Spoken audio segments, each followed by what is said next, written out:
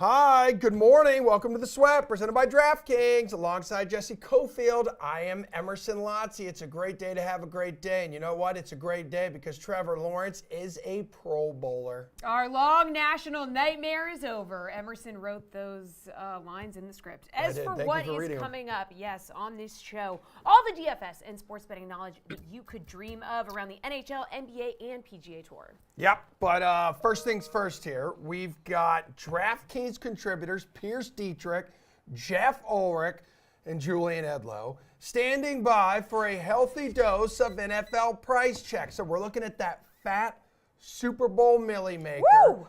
Eagles Chiefs, so $6 million in prizes up for grabs. The winner pocketing $1 million. Think of how many wings and like nachos and pounds of guacamole you'll have in your belly. Yeah. And then you're watching your perfect lineup perform at its best because you listen to these guys, you have $1 million. Yeah, so speaking of those perfect lineups, let's start building them. Let's start at quarterback here, okay? Hurts and Mahomes coming in at 11,200 and 11,000 respectively in flex position, 16.8 and 16.5 in the captain spot. So do the skill sets and like ceilings of each quarterback make one of them a must captain, Jeff? Yeah, absolutely, they do, and the matchups also factor in here. But I mean, there's a pretty big difference between Jalen Hurts and Patrick Mahomes this week, and I think you're going to see that talked about a little bit as we go on. Mahomes is great; he's the best quarterback in the league. But we're talking DFS, we're talking ceiling series, going up against the Philly defense, who has allowed exactly one game of more than 250 passing yards this season. One. And you're getting an immobile Patrick Mahomes. He can run a little bit, sure, but he's not. Is he going to get you 50, 60 rush yards with a bad ankle? Probably not. It's a really thin path against this Philly defense for Patrick Mahomes to put up a ceiling game, in my opinion. And then on the other side of the ball, you have Jalen Hurts, who now gets 2 weeks to rest that shoulder. In a do or die game where he's not going to be running out of bounds or taking the giving up 1 yard so he can slide. This is full steam ahead. Jalen Hurts may carry the ball 15 times in this game if he has to. I think there's a huge difference here. Jalen Hurts is a guy you need to pay up for. Mahomes, sure, we can make contrarian chief stacks if we want, but I wouldn't go crazy with it. Really, really tough matchup for him to overcome this week. Pierce, do you agree Hurts is a must captain in the spot? Yeah, it's not even close. I wish the salaries were a little different. Hurts would be more expensive than maybe we have an option here, but Mahomes is just kind of living off of past glory. Yeah, he's still a good quarterback, but his receivers are nowhere near comparable to what Philly's going to pass to. The offense is nowhere near as dynamic, and as Jeff mentioned, Mahomes isn't completely immobile, but he's not going to run that much. And he's definitely not going to run nearly as much as Hurts. And even if he does, he doesn't have the rushing touchdown upside that Hurts has. I mean, just basically every checkbox as far as pass catchers, offensive line, offensive scheme, rushing yards for touchdowns, it all lines up for Hurts. And oh, by the way, he's also facing a softer defense. Not that Kansas City has a bad defense, but it's going to be tough sledding for Mahomes against a very strong Philly defense. Jules, no brainer. Got to take Hurts here? No, give me the contrarian Patrick Mahomes in the Super Bowl, of course. Just saying that, maybe we can make contrarian chief stacks in the Super Bowl. Yes, give it to me. Hurts has a good matchup here. I don't have much bad to say about Hurts. He has rushing upside. He has good weapons.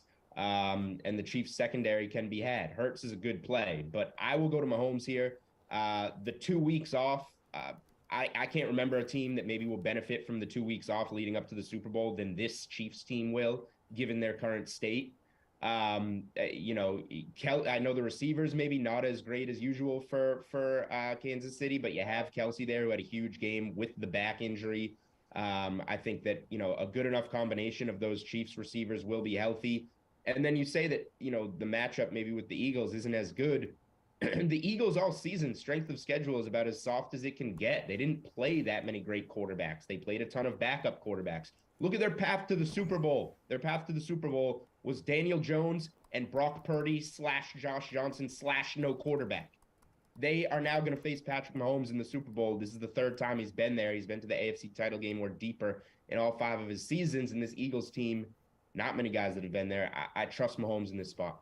All right, well, Pierce, we know you've been very high on Jerick McKinnon. You're excited to talk about him every day leading up to the Super Bowl on February 12th. But for this playoff run, he enters the slate here at a reasonable $6,800 price tag. Do you still believe he is the back here, at least in DFS, that you'll get the most bang for your buck? Well, I'm glad my plus 9,000 Super Bowl MVP bet is still alive with Jerick McKinnon. But I'm not going to lie, part of me wish that Kansas City would have been eliminated, because we got to keep bringing him up, and we keep bringing him up and reminding people that I've recommended this guy for like 2-3 weeks in a row, and he's been a bust every single time. Great. But with one game left, I ride or die. I'm going to stick with him for one more game. And the logic here is I don't expect Kansas City's offense to play that well again. I mean, look at Kansas City's offense wasn't really that great against Jacksonville. They weren't very good against Cincinnati. Yeah, they got the win, but they're a far stretch from what we've seen from Kansas City in previous seasons. Now they've got an even tougher matchup. They're going to be on the road. If Kansas City's able to hang into this game, it's not going to be because they dink and dunk and do West Coast offense and chew up the Philadelphia defense. It's going to be big plays. And so if we look for big play potential from the Kansas City side, Kelsey's going to get his normal stats. I don't really expect him to have these monster 50, 60-yard catches. So who's that leave? Maybe MVS, but I like Jerick McKinnon on one of these goofy trick plays. You got Andy Reid, 2 weeks to dial up some goofy nonsense. It can work. So I'll take the long shot with McKinnon. Okay, Jules, let's see, $400 more expensive is his teammate Isaiah Pacheco. Yeah, and just a little more expensive than that is Miles Sanders on the Philly side. I think these three guys are priced way too close together. You look at Miles Sanders on the season. He had 1,400 rushing yards and 13 touchdowns. Now, his numbers are not as impressive recently because the Eagles kind of limped down the stretch and knew they were going to get that 1 seed. And then these 2 playoff games, they're up 20 the whole second half against teams they know aren't going to come back. And now we get this Kenneth Gainwell narrative that he's a big piece of the offense. He's just getting second half carries in blowouts. If this is going to be a good game, which I think it will between these two teams, now you unleash Miles Sanders for his 20-plus carries that we saw a lot of times during the regular season against a middle-of-the-pack Kansas City rush defense. I think that Miles Sanders is the clear workhorse between these two teams. And even though I lean towards the Chiefs side in this game, I think the volume for Sanders makes him easily the guy in this game. I mean, Jeff, and you saw him open up last game with 2 rushing touchdowns. You know they use him early. Yeah, for sure. And Jeff, you could go the Kenneth Gainwell route. So what is that, $5,000, I believe, in the showdown. He saw 48 red zone touches in the regular season. However, that resulted in just 4 touchdowns. Yeah, I mean, I'm far more bullish on Gainwell here than it sounds like Jules is, which is fine. I mean, I think that the Eagles have worked Gainwell in even in close games. And the one thing about him at 5,000, there's a couple things that I really like. I mean, first of all, he has looked like a completely different player down the stretch. I mean, regardless, garbage time, weak opponents, you want to pick and choose. He has looked explosive, and that's good because he's also their best pass catching back. And you've got a Kansas City team that's allowed the most receptions to the running back position. Sanders really doesn't get involved. He doesn't run routes. That's part of the reason why you saw Gainwell play more snaps than Sanders in the last game. And yeah, they were up big, and sure, that was a part of it, and they took Sanders off for some Boston Scott action, but Gainwell is going to be a part of this game plan. Absolutely. And look, you're talking long shots, like guys who could potentially get in for 2, maybe even 3 if everything falls right, touchdowns, and this does end up as like a lopsided Philly win. Gainwell is that guy. So I think at 5K, Sanders could be the guy who falls in the end zone twice too, and maybe even think about rostering both Philly running backs if you're playing for a really heavy Philly win. But I really like Kenneth Gainwell 5,000. I do think the running backs in this game are going to be vital on both sides. I'm not out on McKinnon at all. I think that he's someone you need to roster as well, and they're all really good prices. So don't just think about rostering one of these guys. I would really recommend thinking about rostering both and potentially even both Philly running backs in this game. All right, let's talk wide receivers. So A.J. Brown, 9,200 in the flex. Devonta Smith, 8,600 in the flex. Top 2 price guys on the slate. The top KC receiver, MVS, is 6,200 in the flex, being over $2K cheaper than Philly's pair here. Where's the best price for a top receiver in this one, Jules? Do you have to go with one of these Philly guys? I think a lot of lineups will have one of those two Philly guys. It makes sense given the matchup and given the lack of receivers on the Kansas City side. And we'll talk Travis Kelce later. He essentially just slots in as the wide receiver one there when it comes to this conversation. And we're in a showdown, so it's not like you have to fill a tight end position or anything. You just treat him as the Kansas City wide receiver one. I think it'll be interesting to go cheap on the Kansas City side, which is also another discussion. Value, they have a lot of receivers that are dinged up, and I think that creates an opening for kind of a surprise performance from one of those receivers. But yeah, if we're talking strictly a wide receiver that has the best chance to come through in a game like this, I'm leaning to AJ Brown. He didn't show up as much as we thought that he would, or as much as I thought he would, in a good matchup against the Niners secondary. So I think that he does come through here, and he didn't have to because of that big early lead. Again, I'm treating this as a close game, and if we get that, I think that AJ Brown will need to be used more than he has been in this playoff run and be able to do so against the Kansas City secondary. All right, Jeff, what's your take here? Who do you have to slot in at wide receiver? Yeah, so I mean, I know one player that I know you shouldn't slot in, and that's Marquez Valdez-Scantling at 6,200. We're not paying up that much for him. If you want to trust him that he's going to put together good games in a row for the first time in his life, go ahead. I think that the Philly receivers, there is a chance that we get a similar style of outcome where they just don't get that many targets, and Philly just runs all over the yard. They're such a good team. They want to run the ball, but if I'm picking one of these guys in a closer game, it would be Devonta Smith for me at 8,600. What he's done down the stretch, it's really impressive. I mean, we all knew he was really good, but, I really felt coming into this year he would just get overshadowed by A.J. Brown. He may even become just a tertiary player. Devonta Smith has proven that is not the case. If anything, down the stretch, it was almost the opposite scenario where Smith getting moved all around the formation, coming up with big plays. Just the Eagles going to him on a fourth downfield shows the kind of confidence they have in him. I think he could really wreak some havoc against a young Chiefs secondary. I like this matchup for him a lot. I think Devonta Smith at 8,600 is probably the big play option you want to go to. If you want a cheap Chiefs wide receiver, I think you can take a chance with Sky Moore here. It's risky, but he played over 50% of the snaps. The Chiefs don't have an option other than to give this guy snaps in the Super Bowl because of how banged up they are. Yeah, Pierce, I know you think Philly's offense is going to go off, so you want one of these guys in your lineups. That's right, and I'll split the difference. I'll take A.J. Brown, the more talented receiver. And Julian's right. He didn't put up big numbers last week because he didn't have to. But if you remember, there was one time where he got into one-on-one coverage. He beat his coverage. He was wide open, and Jalen Hurts just sailed the ball. Would have been a 60-yard touchdown pass.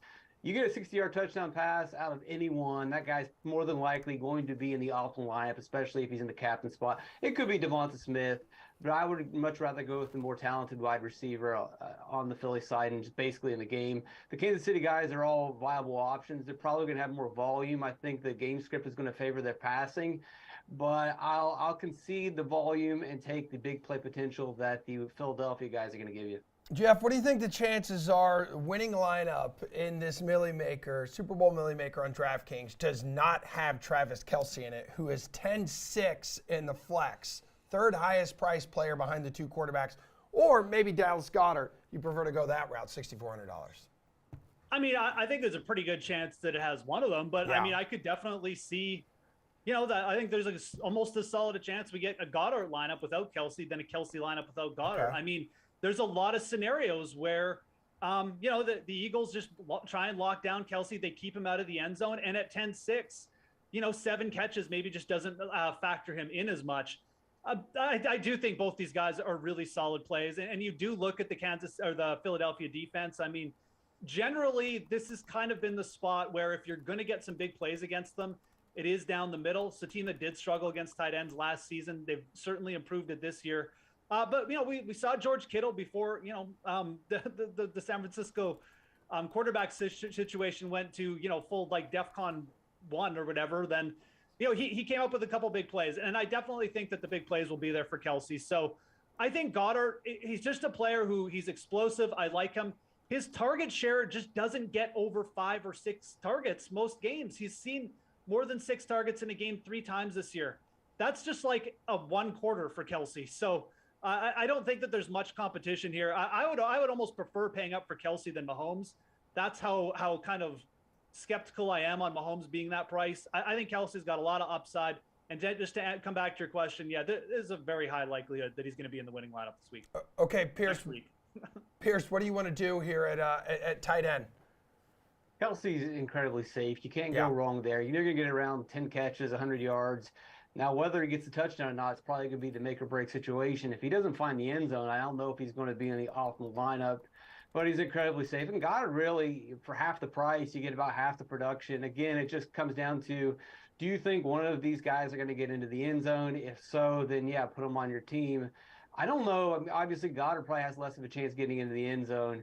Kelsey's pretty expensive. I could see both of them not really being necessary. Can't go wrong with either, but I don't think you have to roster either of them. Which one is more necessary to have in your lineup, Julian? Kelsey, for sure. He's a necessity to the Chiefs, especially in the postseason. They no longer have Tyreek Hill. They're dinged up at receiver, and this is Mahomes' go-to guy. And he's easier to get the ball to. You don't have to bomb it to him downfield like some of those other speed guys. They have different ways to get Travis Kelce the ball and make sure that he touches the ball. Last week's 78 receiving yards were the lowest he had in 8 postseason games. So he's had 78 or more in 8 straight playoff games. He has more than a touchdown per game over that span in the postseason. Kelsey's going to have a big game. They're going to get him his touches, and he almost certainly finds the end zone. All right, good stuff. Real quick here, value play for these contests. Pierce, where are you going? Eagles defense, the public still loves Mahomes in Kansas City. I just don't see it. Jules, talk to me about your value play. Jeff talked on him earlier. I think you got to go to a Kansas City wide receiver, and the top guy that isn't battling some kind of injury right now is Sky Moore. Jeff, value. Kenneth Gainwell, I really think he's going to be a vital part of the Philly attack here. All right, fam. Good stuff. We got to take a break. But wait. Do I have to tease? I'm going to tease Radio Row? Yeah. I will tease Radio Row. By the way, this show, we're not going to be in the studio. Next week, Radio Row at the Super Bowl, The Sweat, live every morning, 11 o'clock Eastern Time. We're going to be getting up grinding early because that's 9 o'clock local time out there. Yeah, it is. We'll be ready. It is. I mean, we're going to have to get up really early out there. Yeah, we are, yeah. Okay. So, yes, tune in. We're going to have special guests. We're talking Super Bowl all week. Hopefully some cool celebrities or athletes are strolling by and feel like hanging out. We're going to do it up, man. It's going to be fun. What's coming up next, too? NHL. We'll talk about that slate with our NHL panel when the Sweat returns. Super smooth. Super smooth.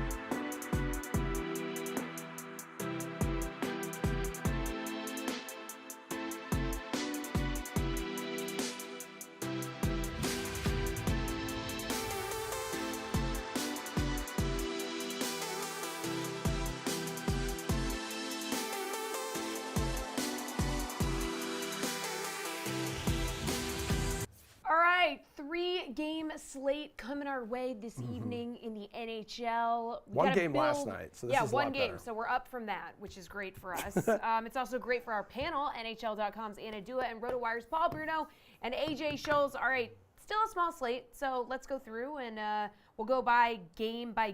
So what is your top DFS option in the Kings-Canes game, Anna? Okay, well, I'm heading down to Florida tomorrow, guys, and I think I've got to go with someone who's joining me in Florida, and that's Andrei Svechnikov of the Carolina Hurricanes. Listen, January has not been his month, okay? He's been kept off of the score sheet because he can't find the back of the net despite having a great start at the end of 2022. But I mean, he has 11 shots on goal in his last 2 games. I think this is the day his goal drought ends. You can mark my words. I said it first. All right, she called it. Paul, what's your top DFS option in this one?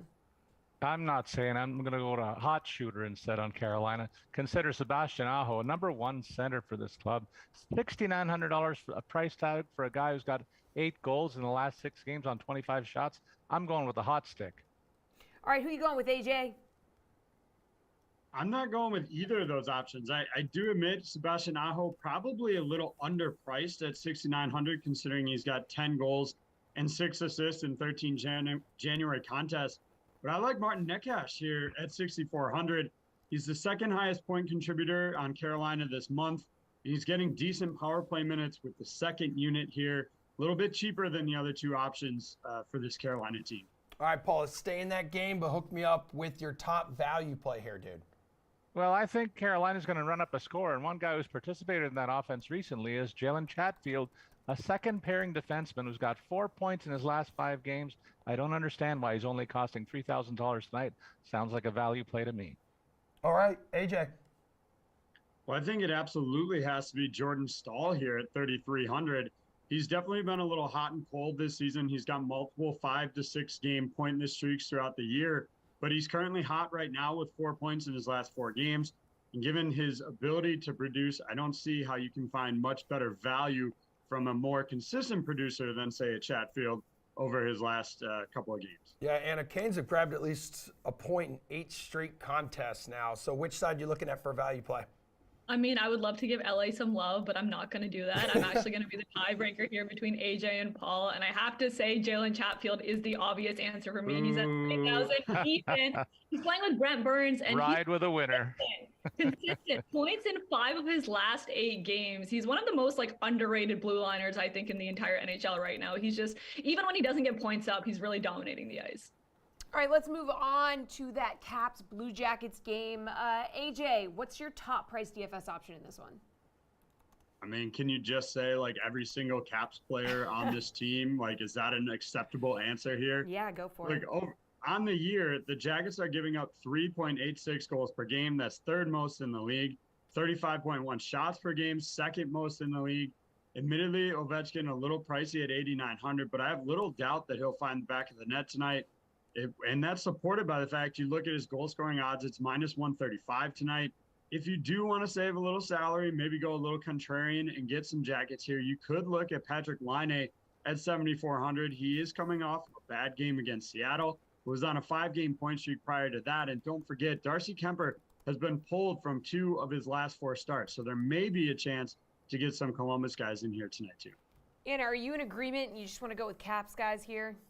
I'm actually going to start off with a Columbus guy. So if there's a Columbus guy to get into your lineup, I'm taking a look at Boone Jenner. He's at 6,200, just snapped a 4-game point streak. He had 3 goals in 4 games during that point streak. So, I mean, Boone Jenner is a low-key elite player in the NHL. He can go on runs despite how well his team is playing around him. So he's a player I'm looking at tonight. All right. Who's the player you're looking at tonight in this one, Paul? I'm going to go with the hottest stick on the Caps all year long. It's Alex Ovechkin against the worst team in the league. Are you kidding me? That's an easy pick, and I'm in full agreement with AJ. This guy's got 2 goals in the last 3 games, but that's the tip of the iceberg. It's the shot volume that I'm looking at. 16 in the last 3 games. He's going to get at least five attempts tonight. I think at least 1 or 2 are going to go in. Paul, the Caps were roughed up by your Toronto squad to start the road trip on Sunday. Who do you want as a value play in this game? Well, if I'm picking Ovi, I'm looking at his line mates, and I'm looking at Dylan Strome, a cheap value at $4,300 for a guy who's got 3 goals and 2 helpers in his last 6 games. He's going to pad those totals tonight, and that's a great value play on tonight's slate, I think. Anna, what do you like? I actually agree with Paul. I think Dylan Strome has to be the obvious answer here. You get the benefit of Obi without the price tag, just at 4,300. But I'll give you another option on Columbus because I'm feeling very positive on this Tuesday morning. And I'm looking at Kirill Marchenko, 4,400. He has 4 goals in his last 4 games. The guy has 13 goals and 13 points in 27 games this season. Talk about a shoot first mentality, eh? Yeah, I like that. AJ, who do you like as value play in this game? Well, let's just stamp this slate approved. I'm on Dylan Strome at 4,300. Wow. I'm also on Marchenko at 4,400. Both great calls tonight by Anna and Paul here. I think if you really want to, you can maybe look at TJ Oshie too, the other winger. He's been a little quiet lately, but the shot totals have been okay. But I prefer definitely Strome and Marchenko. All right, let's move on to this Senators-Canadiens games. Paul, Sens have played some decent hockey lately, winning 3 in a row here. Yes, they have, and it's all behind that awesome first line. And I'm considering a stack there tonight, Jesse. Tim Stützle, $7,300.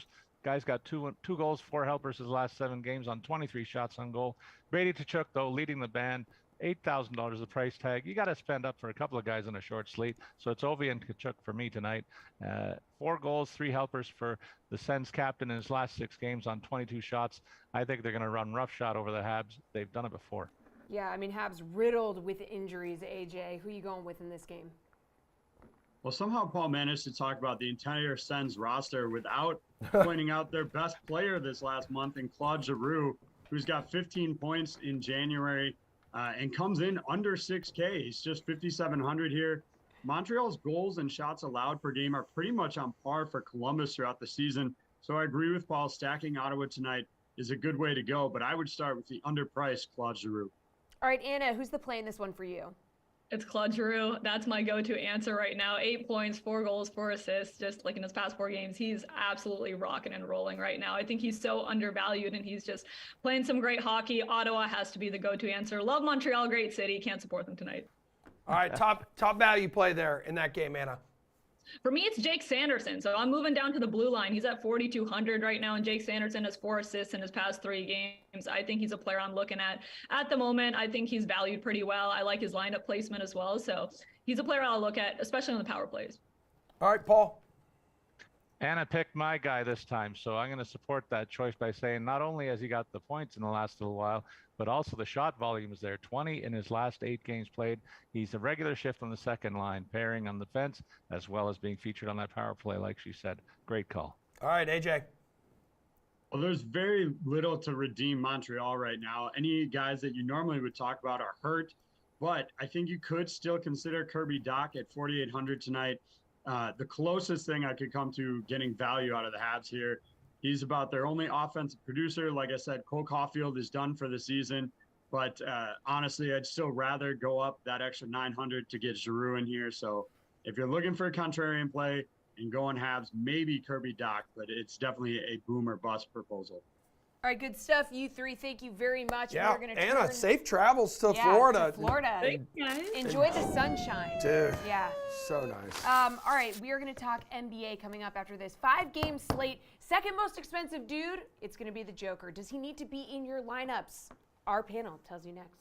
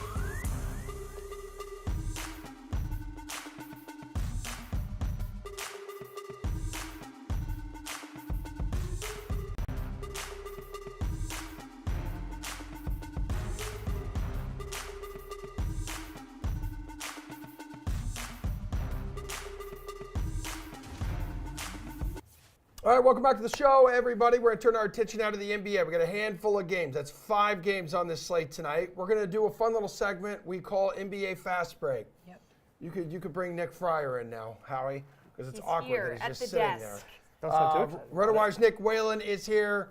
DraftKings contributor Gary and Thorne also in the house. So this Fast Break segment, you guys give us your favorite DFS or sportsbook play for each contest. Yeah, so let's start with Miami at Cleveland. Garion, where are you going? Think I'm just gonna take Cleveland in the on the spread here at -5.5. We did get word about 10 minutes ago that Jimmy Butler expected to play in this game. I don't know if you want to take anyone involved in the Heat at face value, and that line is now moved with the Jimmy news to -4. But I'm still okay to take Cleveland here. They've been really good ATS at home. They've actually been the best team in the NBA against the spread at home. They're 17-8-1. That's covering at a 68% rate.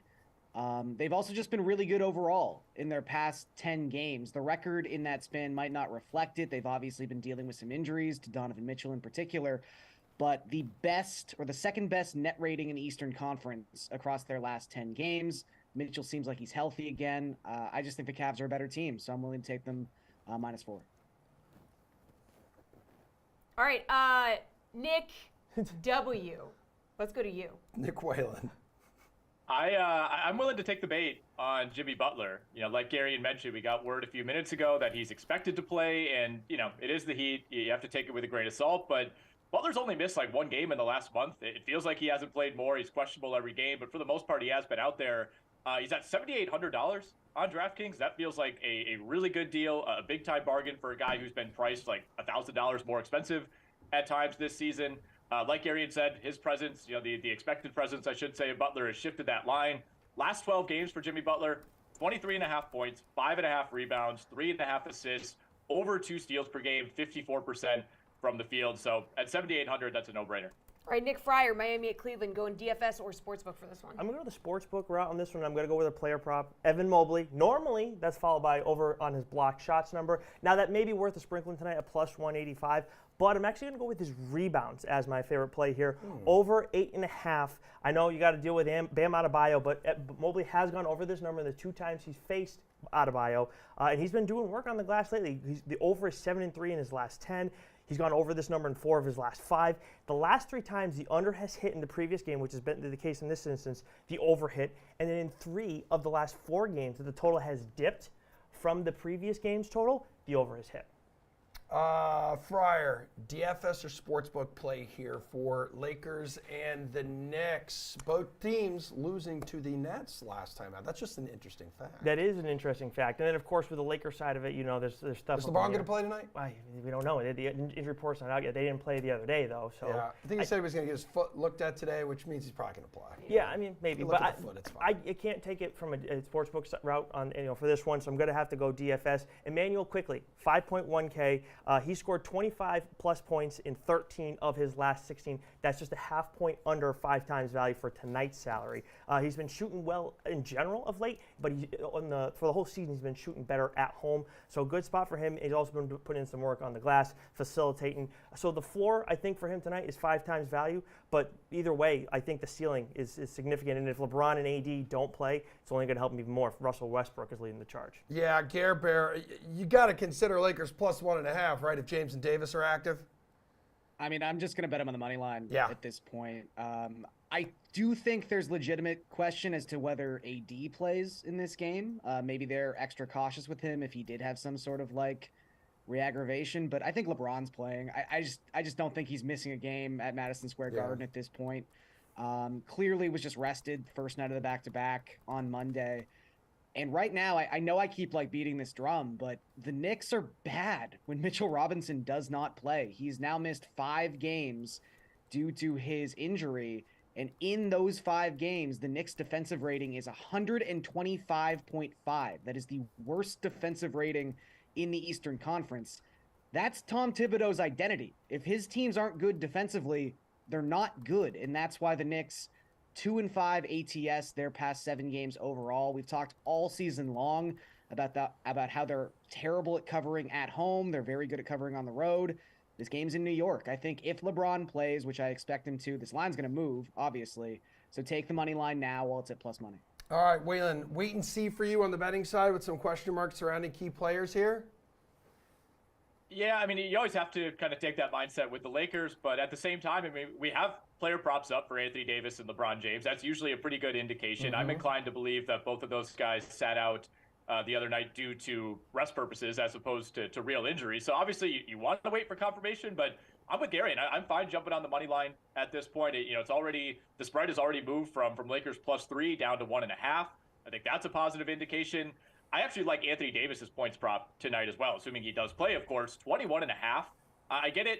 They've been a little bit hesitant with him these last two games. He's coming off the bench, but he played 34 minutes the other day against Boston. I think, assuming he's cleared to play, he's going to see his full workload. I think we could see him back in the starting lineup tonight. And he went way over 21.5 points in 13 straight games before the injury. So if Anthony Davis plays, to me, that prop is way too low. All right, Waylon, Clippers playing for the third time in 4 nights. Continue a 6-game road trip against the Bulls. Going DFS or Sportsbook with this one? I'm going Sportsbook here, and we expect Paul George and Kawhi to play for the Clippers, so I do like them to cover 3 on the road. They've been the second best offense in the league over the last 10 games, and that's with those guys sitting out every now and then. They're just a completely different team. Of course, when their 2 superstars play, it's hard to kind of get a representative sample when you look at a lot of the ATS numbers because you have to parse through and say, okay, who was active for this game? Who was active for this game? But we know what this team is capable of when its 2 superstars are together on the court. Chicago, meanwhile, just kind of a rudderless team. They're 4-11 this season at ATS against Western Conference opponents. They will blow a lead to just about anybody, as we saw once again the other night. So I like the Clippers here at -3. Gary, what's the play in this one? I think I'm going to take the under at 226. Generally, the play with the Clippers to the under is when they're at home. And as Nick mentioned, when you have Paul George and Kawhi Leonard playing, their offense ascends to a different level. So I think you have to take that into consideration. But at the same time, the Bulls' offense is nothing special. The Bulls' defense has actually been quite good lately. Their last 10 games, they have the second best defensive rating in all of basketball. And it doesn't matter if Paul George and Kawhi Leonard are playing. The Clippers are just inherently a slow team. In that same 10-game span, the second slowest pace. So I think you've got a slow-paced game with one really good defensive team and a Clippers team that can lock it in defensively when their best 2 wing defenders are actually on the floor. So I think this could be a surprisingly low-scoring game, particularly for Chicago. So I'll take the under 226. Interesting. The over is 4-0 in the Clippers' last 4 games. Nick, where are you going? So I think Waylon makes good points about taking the Clippers on the spread. I do trust that the Clippers in this spot, but I'm actually going to go with the money line. I know it's bumped up to -150 right now. The Clippers are 7-7 against the spread as road favorites, but they're 10-4 straight up in that same situation. So I'd rather, we're going to lay a little bit of juice, but that's fine. And the Bulls are also 6-5 straight up against the spread as home dogs. But when you look at what they've done against Western Conference, Nick did hit on this a little bit, 4-11 straight up. So I love the Clippers to cover in the spot, even though they're playing their 3rd game in 4 days. Gabriel, what do you want to do for Charlotte at Milwaukee here? DFS or Sportsbook play? This includes, obviously, Giannis, who's the highest priced player in fantasy tonight, and Milwaukee, a big 11-point home favorite and 4-game win streak, won 3 of those games by 10 or more points. I'll go DFS. Okay. And like you said, Giannis, obviously a fantastic play in this spot. I think Brook Lopez, everyone knows the deal with opposing centers against the Hornets at this point. But I think Pat Connaughton's in a nice spot tonight, kind of in that classic. He was amazing for 2 games as a value play, brought back 44 DraftKings points, then 32 DraftKings points. And then he was a massive disappointment his last time out. So maybe some people are kind of like, well, that's done. The Pat Connaughton experience is over. It's not. He's going to have a really good game tonight against the Hornets. He's playing crazy amounts of minutes.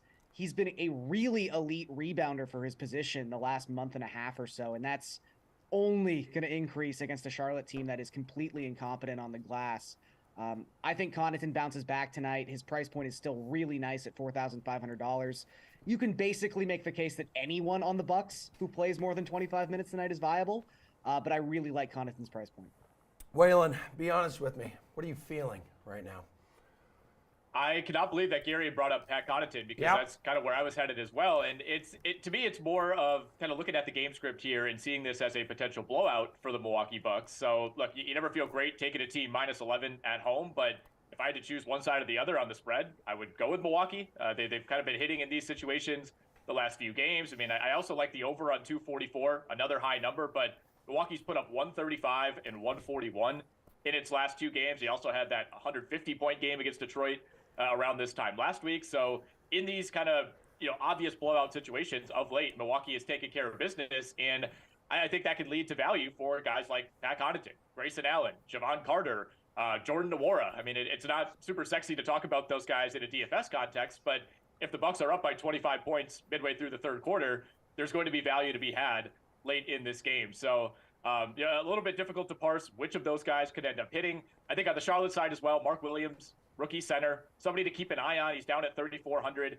If this does devolve into a blowout, could be a situation where he's seeing 18 to 24 minutes. And if that's the case, he's going to return value at that price. Yeah, Fryer, I know you're a sportsbook guy on this one too. So these two teams have split their 2 meetings this season. We're talking straight up. We're talking against the spread, and with the over/under also going 1-1. Right, but the last time that they faced each other, the over hit. Oh, and yeah. And LaMelo Ball did play in that game, and that's why I like the over tonight. Okay. Again, 244 is a significant number, but as long as LaMelo's in, it's in play. In the last 10 games that he has played for the Hornets, the over is 7-3, and that does include that meeting I just mentioned with the Bucks. And you look at the Bucks too; they've been scoring at a ridiculous rate of late, and that's led to the over hitting in 5 of their last 7 games. All right, New Orleans at Denver.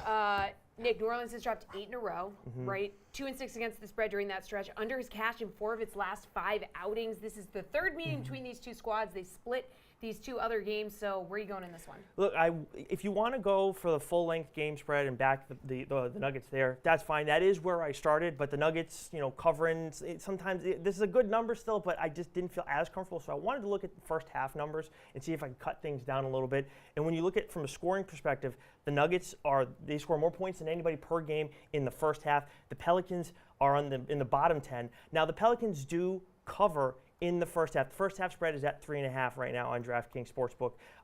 The Pelicans do cover in these situations often, more than the Nuggets, but the Nuggets are still one of the better teams in that regard. And recently, they're 8-2 against the spread in the first half, whereas the Pelicans have only been 5-5. All right, Nick W., what do you think? Where are you going in this one? I kind of like the under on 231 here. And part of that is, or I should say a large part of that, is the fact that the Pelicans are the worst offense in the NBA over the last 10 games. I mean, they're 1-9 straight up in that span. They've kind of fallen from grace, even despite getting Brandon Ingram back. Both these teams, bottom 10 in the league in pace over the last 10. I mean, New Orleans has gone like 7 straight games without scoring more than 110 points, which in the modern NBA is kind of wild. So I'm worried about the Pelicans holding up their end of the bargain here. And then quickly on the DFS side, Bruce Brown at 5,200 is one of my favorite mid-level values tonight. All right, Gary, and take us home. Yeah, I really like the under 2, but for the point of differentiation, I'll just say Nuggets with the spread of 7. They're just so good at home. They're 22-4 straight up this season, 8-3 against the spread in their last 11 home games, and it's just been a free fall for the Pelicans right now. Obviously, they get Ingram, they get McCollum back tonight after they missed their last game, but it's just really hard to back the Pelicans right now. Every single statistic is putrid. Their last 10 games, their net rating, negative 10.5 points per 100 possessions. The only teams in the NBA worse are teams actively trying to lose games. It's just not pretty right now. So I can't see this going well for the Pelicans against the Nuggets team that, again, might be the best home team in the NBA. All right, Garion, we'll see you later. Same with you, Waylon. Fryer, your time here is also done, but it's great having you in studio. I enjoy your energy and your knowledge. No. And your hair looks good today. Yours does too. What are you implying that it normally doesn't? Yes, I am. All right. Coming up. We're going to wrap up the show here. Jason Sobel. We're talking Pebble Beach Pro-Am here, everybody. Jordan Spieth, he's one of the most consistently successful players on this track. Where he lands on Jason's betting card right after this break.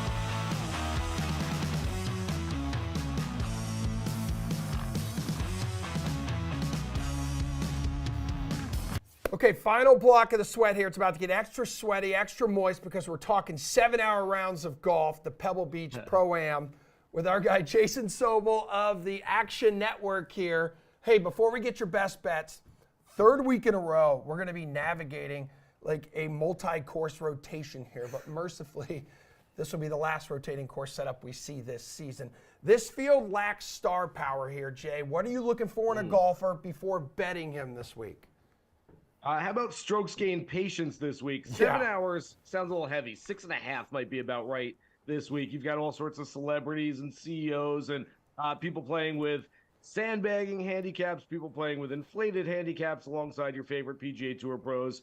And that's probably one of the main reasons why we only have one top 10 player, Matt Fitzpatrick, 3 top 20 players, Fitzpatrick, Victor Hovland, Jordan Spieth, 7 in the top 50, 23 in the top 100. That's not very much, certainly pales in comparison to what we've seen over the first month of the year. But you never know. When we have fields like this, it's almost a little more fun as a bettor because you can take a chance on some long shots. The only problem is those long shots aren't very long this week. They're certainly not. Yeah, Matthew Fitzpatrick has the best odds to win this week at Not a long shot. 1,100. Yeah, followed by Jordan Spieth, Victor Hovland at plus 1,200. So which of these guys would you be most confident betting, Jason? Jesse, it's probably Fitzpatrick. I just think that over the last year, he's turned himself into a world-class player. We saw it last year at the U.S. Open, but plenty of other events as well. He's gained a lot of distance off the tee. Not that that matters a whole lot this week, but just the overall game. He takes this as seriously as anybody out there, and that's not to say that other top players, other elite status players, don't take the game seriously, but Matt Fitzpatrick is just, he is dialed in on all facets of the game. That said, I'm probably not buying any of the 3, but if you were to give me some odds on Hovland, Fitzpatrick, or Spieth, all 3 of them being the winner at some sort of plus 300, plus 350, I could be interested in that. What about defending champ Tom Hoge here, dude? Feels like a good play this week, right? Because he's been great throughout the fall season. Obviously has a good history here, Jay. What's more enticing to you? His outright number of, it was moments ago, plus 2,200. It just changed. So down to plus 2,000, or let's say a top 5 or a top 10 bet. Somebody must have just heard you then if it went from 22 to 20 that quickly. So I am going to fade Hoge as far as outrights. I can get into a little top 10. I just look, I don't ever want to be the guy that walks up to the roulette table and says, oh, number 23 just hit. Let me throw all my money on 23. Repeaters don't happen as often as you would think on the PGA Tour. There's a lot of responsibilities for any type of champion on the PGA Tour, especially when you're defending for the first time, when you've never won a title before, like Tom Hoge, goes back to Pebble Beach. There's just a lot of pushing and pulling, a lot of media responsibilities, a lot of people want to shake his hand, a lot of things, obligations, a lot of signing autographs, kissing babies, all that kind of stuff. I'll fade him for now, even though, yes, like you said, ball striking's been very good so far this year for him. All right, Matt Kuchar was described by some of our panelists yesterday as one of the chillest tour members in the field. Yeah, and that's kind of like what Jay was referring to earlier. Like, you need some of the more relaxed guys out there who can handle the 6.5 hour rounds. Patience. Certainly something to consider when looking at guys to win this week because of that Pro-Am style, like what we were talking about earlier. So, like, what kind of value do you see in Kuchar? Yeah, I'm okay with Kuchar. I actually thought his record was better than it actually is. I think 4 top 30s in 13 career starts here, something like that. Not quite as good as it should be, considering many of those starts came when he was in the prime of his career. Quite frankly, plus 3,500 on Matt Kuchar for an outright. I get it. This is a field with a lot of big names who are missing this week, but still, that's way too short for me to get on him. Maybe a little prop, top 10, top 20, but even with that, I'm not interested. There are other players, though, in that range I'm more interested in. Okay, yeah, so Kuchar plus 700 for a top 5, plus 330 on the DK Sportsbook for a top 10. Who does sit atop your top 10 betting board right now, Jack? All right, 3 players, all sort of in that range. Seamus Power has gotten a lot shorter over the last 24 hours, but Power is a guy now with 2 PGA Tour wins. I don't think most people realize this. He's a late bloomer. He's 35 years old already. That window is very narrow for him to make a Ryder Cup team for the first time this year. I think he's got an inside track on it. especially after all these other players left LIV and ostensibly won't be allowed to play this year in Italy. So I do think that Power's got a little extra motivation. It's going to be almost Ireland-like conditions. Never going to really break 60 this week, and it's going to be cold, damp, as it usually is this time of year on the Monterey Peninsula. So I do like Seamus Power. Right behind him on the board, Andrew Putnam, who I loved 2 weeks ago at the American Express. He didn't burn me. He finished 36. It was but I do think he's going to be better this year. He was tied for 6th last year after holding a share of the 54-hole lead. And then here's a guy. I know I talked about patience at Pebble Beach. The other thing I'm looking for, strokes gained fun. I want guys who aren't just individual golfers worried about their own games. I'm looking for guys who like the teammate experience, like the camaraderie. Keith Mitchell last year finished in the share of 12th place, playing alongside Buffalo Bills quarterback Josh Allen. I believe they are paired together again this week. Mitchell's the kind of guy that thrives when he's got a guy next to him that he's got to play for and not just playing for himself. I like all three of those guys from near the top of the board, but not right at the top. All right, Jason, who will win the AT&T Pebble Beach Pro-Am? Who's your pick? Yeah, like I said, it's really hard to get away from those top three. They are the top three because they're the best three players in the field this week. And so, again, I don't want any one of them individually. I think the numbers are too short. If you gave me like a Spieth, Fitz, Hovland, kind of any one of the three against the field, I might take something like that. That said, at their current numbers, I'm going to go a little bit further down the board with Seamus Power, who I just talked about. I think he's primed and ready to win a third PGA Tour title very soon. Jason, bonus question. All the celebrities who are scheduled to take part in this event, which one of the ones that you know of would you most likely want to play a round of golf with? Oh, boy. Eric Church is a really good player and a great musician. We had Alfonso Ribeiro on the radio show for an hour a couple of weeks ago. Okay. That dude is awesome. He listens to our show all the time, so I got to pay it back to him a little bit, too. Yeah, you got to figure Bill Murray would be a popular fan pick. I see Ron Rivera is out there, coach of the Commanders, and he has yet to hire an offensive coordinator, so it's good to know his priorities are straight. That's great. All right, good stuff. That is the show. Thank you, Jason. Appreciate Later. the Love time. you, man. As always, that's going to do it for us here in the studio. We will be back tomorrow morning at 11 a.m. Eastern Time. Enjoy the rest of your day. Ooh, Darius Rucker? I'm in.